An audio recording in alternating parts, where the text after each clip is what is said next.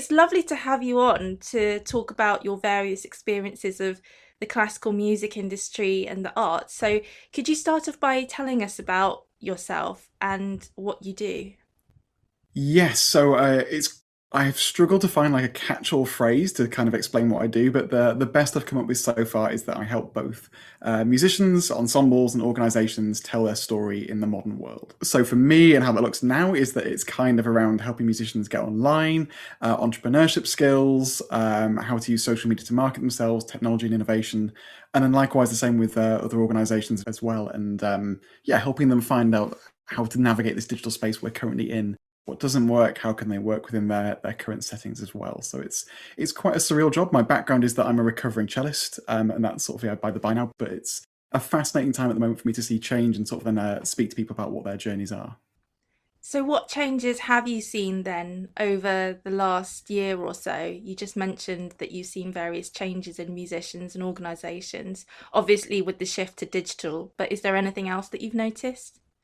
Yeah, so I think what's interesting is the world hasn't changed, but we've kind of caught up a bit more during this time. So the main thing seems to have been a paradigm shift of how we're approaching what our jobs are, how we approach marketing, and in essence, playing catch up a lot of the time. So in essence, asking the question, what is it to be successful online? How do we use it to make content that's meaningful? Do we just use Twitter to put out event notifications, which no one is interested in the slightest, and is what every big orchestra does, which is quite boring. So there's a lot around that, and I think what for me is really exciting is seeing mainly freelance musicians get to grips a bit quicker than larger organizations.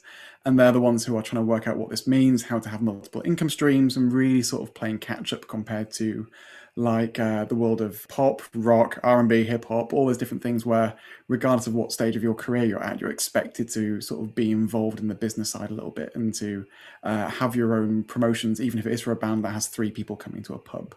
So I think we're finally catching up with that, and the sort of this the mentality that we have work coming in and we don't do anything else is changing, and we're going back away from this weird 100-year experiment with specialization to how things used to be in the past, by being portfolio career people, by being involved in our creative process. And I think what excites me most is that gives creative freedom. It gives people the chance to pursue the path they want to artistically.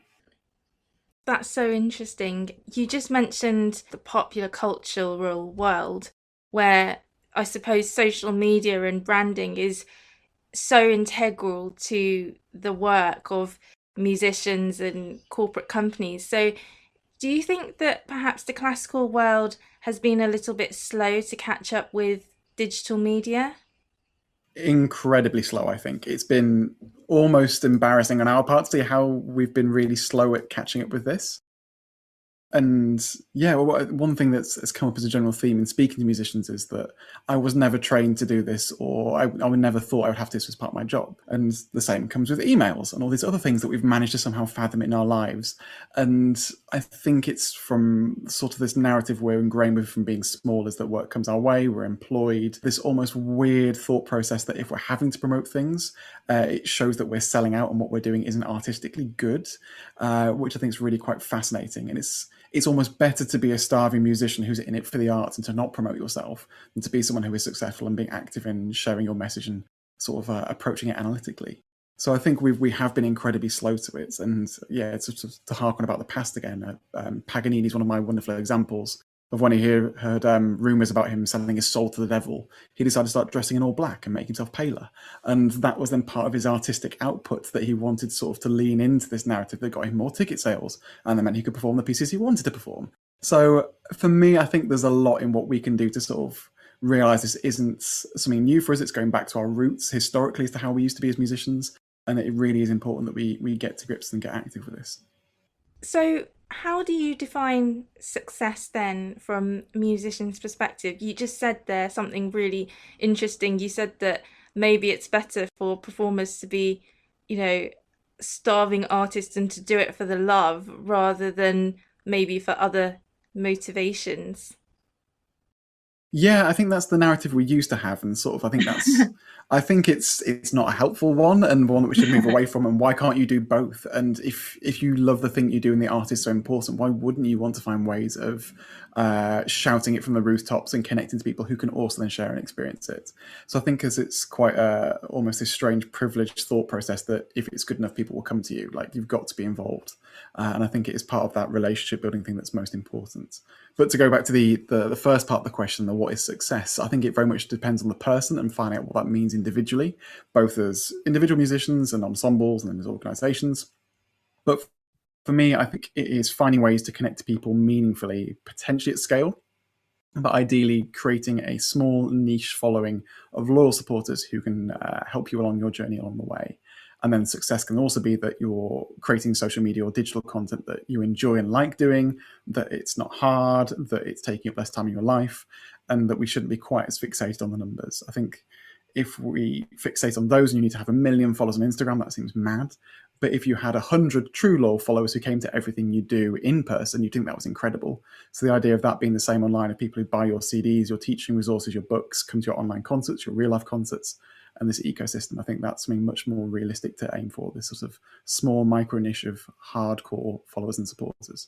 And I think sort of the pandemic has kind of shown that we were really bad at curating audiences, and that as soon as the concert stops, we realized that we didn't actually communicate with them or have a following the same way that other people like bands. And an example I've used is that everyone has a friend who is in a really bad band and they go and do pub gigs and they only have like 3 people turn up, but they always have a Facebook page to take photos. They're active. And I think we can take a lot of inspiration from those who are at the beginning of those journeys as well. Mm. I think that's really interesting what you said about follower count, because there has been, I think, a trend in the last few years where actually there are concert halls and opera houses and the record companies are actually looking at the number of followers that particular artists have. And if they have a large number of followings on their social media account, then they'll get hired for concerts or they'll get cast in major parts. So where do you stand on that? I think it's an absolute must. And realistically, if you are a musician going for a role, we live in a world where there's going to be someone else who's equally capable of doing that role. And especially when it comes to orchestra auditions or opera jobs or whatever those things are. And if it comes down to who we're going to pick, one person has a curated audience, the other person doesn't. They're going to go for the person with the audience because that means you can get ticket sales and meaningful content. I think we're slightly moving away from it being just follower account, which I really hope. And that if you have 1 million followers, that's great. But if then you were in single figure engagements, then these people who are employing you are not dumb. They don't want to spend money on things that aren't going to work. So they want to see tangible results. So if you have, say, 1,000 followers, but your engagement's 50%, so you have like 500 people engage per post, which is an insane amount, that is, I think they're going to see the benefits of that. So it doesn't have to be this big headline number. I think we're now living in a world that's a bit savvy to that, hopefully. But equally, I think then, as you mentioned, we're seeing sort of the bigger organizations struggle with that, who have these big followings. And it's quite interesting the amount of orchestras, for example, who put out posts and they will get 1, 2, 3 likes despite having 30, 40, 50, 60,000 followers, which is almost embarrassingly bad.